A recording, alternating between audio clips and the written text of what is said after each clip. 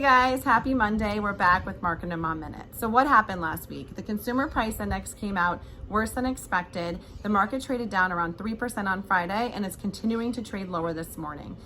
What is the consumer price index? It's a barometer of inflation. So last week's report actually showed an increase in inflation, mostly driven by the energy sector.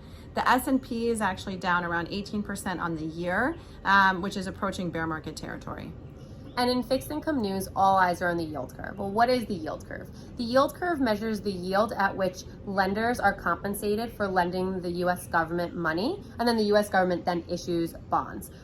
So what happened last week? So last week, the yield on the 2-year actually was higher than the yield on the 10-year.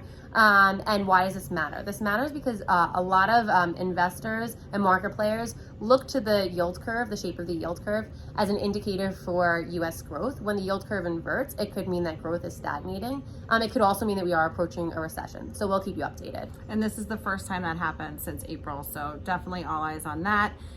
Also this week, we'll be looking at the Fed's decision. Interest rate decision comes out Wednesday. Most experts are expecting a 50 basis point or half percent. Yeah, or 0.5% increase. So we'll see what happens there and we'll keep you posted. And it looks like you'll be needing your coat and boots if you own crypto. After selling off another 14% this morning, Bitcoin is trading around 23K, and that is a good indicator that we may be in a crypto winter.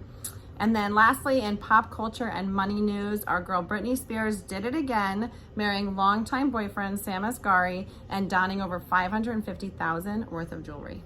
And it looks like Mo money may not be Mo problems for Mo Donegal, who won the Belmont stake and raked over $800K in the winner's purse. As always, drop us a comment, shoot us a DM, and be sure to be on the lookout on Fridays for the BT Gazette for more market news. Bye guys.